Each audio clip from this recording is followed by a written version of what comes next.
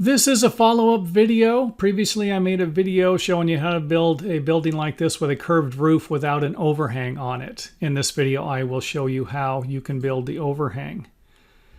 And first up on the list will be to simply buy longer lumber and then notch it so that the extending part here is a little smaller than the fascia board, the width of the fascia board. If the fascia board is 10 inches wide, this should be at least, or 9 inches wide, but at least less than 10 inches wide. And if you can't get long enough lumber, nailing some boards on the side might be an option. The boards need to go back 2/3. If you remember the standard cantilever rule of thumb, they can stick out 1/3 and go back 2/3. These are sticking out 18 inches, so they need to go back at least 3 feet. And of course, they will need to be shaped to match the top of the rafters. And if you can't get a board long enough for the bottom, then you might be able to just simply grab one and notch it like this. Nailing, leave that up to you. 16 inches on center staggered would work with 16D nails. Should work, I should say. And then the blocks will have a notch in them so that the barge rafters here, I guess, extensions, can sit in them. And the fascia board on this side, of course, is going to have a 1x so the stucco can go underneath it. A view from the bottom.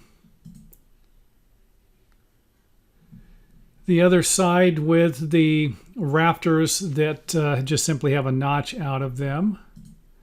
I'm going to go through this a little faster. And of course, these blocks will not be notched. They will be the blocks that we used in our previous example, same blocks. And I'll give you an idea what the extension would look like or the shaped rafter. Another view of it there. And in this situation here, I don't know if you're really going to need this rafter to go across. You know, you could actually stop it here. If this one's 16 inches away, I think you'd be fine with this if you can't get long enough lumber. Or if you don't want the underside of this to look like this, you can actually just stop it right here. This fascia board will be enough to support this corner with these other rafters. And I wanted to give you an idea of you would need to shape the bottom of the rafter for this particular situation where we have the curved framing plates going past the wall. If this wall came over to this side, then you wouldn't need to cut the notch. Another view of it there from the top, side with the overhang. Again, no fascia overhang, or I should say only an 1.5 inch kind of overhang on the sides. Now let's take a look at the other side. If we wanted to have a small overhang, we could always use some shaped rafters. And I'm kind of just giving you some more ideas here. Remember, I'm not a structural engineer, not an engineer at all, and the information in this video might not work on your particular project. They're just suggestions. So this one I actually got a template and cut it to match the roof. And you wouldn't really need to cut the bottom, but you could. And they would notch into this rafter here. You could just simply cut a notch in it. You could always build the wall up too, or make the wall a little taller. And you're not going to be sticking past, if this board right here is, if you have a 14.5 inch bay, you got 16 inches here from the face of this to the face of this, or the face of the wall here, then your overhang, according to most structural engineers, can't be more than 1/3 of that distance. So this would be about 8 inches. Looking at it from the bottom, if you needed a curved shape there. Again, this distance here is 16 inches. From here to here would be no more than, I should say, from here to here. Face of the rafter should be no more than 8 inches for this particular situation. Whether or not you could shape the rafters and go back to this or not, I don't think that's going to work, because I've got a better idea coming up next. Here's the awesome idea. So I actually drew a couple things before. This was what I intended to do originally, but drew a couple different things and had to get rid of them. So this right here would be, I have a 2x8 rafter to scale.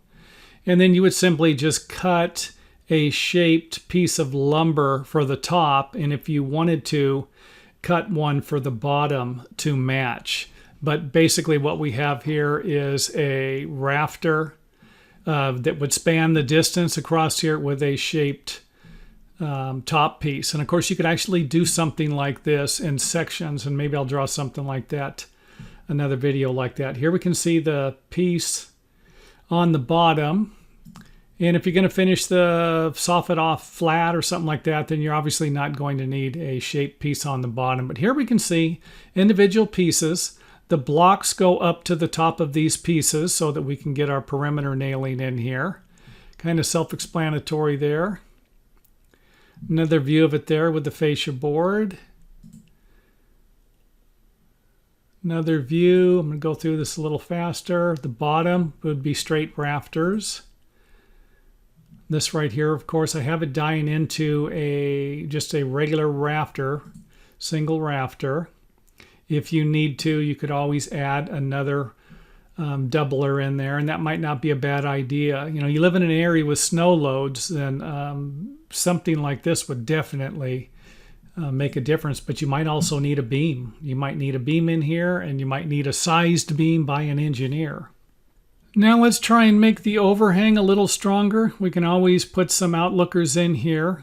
And I notched this in. This is a 2x8, probably, I'm guessing, about 1.5 inches here. So we're only notching into this about 2 inches. I don't think it's going to weaken this. And you could always put these flat if you want. I have them on end. You could put them on flat to where it's 3.5 inches this way, 1.5 inches this way. And you could always put more in there also. There's the notch out of it. Back in it. And of course, the roof sheathing will need to go this way since our rafters have changed direction. And I think if you missed that, you could see where this plywood butts into here. So this would have, if this was just a single 2x, then the sheathing here would have to meet halfway on this board. And I have the doubler in there, but I think most engineers want this to meet halfway on a single piece of lumber anyway. They don't want it to break in between the doubler, if that makes sense. And of course this would be the sheathing across here, and this sheathing going in the different direction. Take a look at it from the bottom. Nice overhang. And there it is. So that's it for this video. Remember, these are just ideas. I am not a structural engineer, and they might not work on your particular project.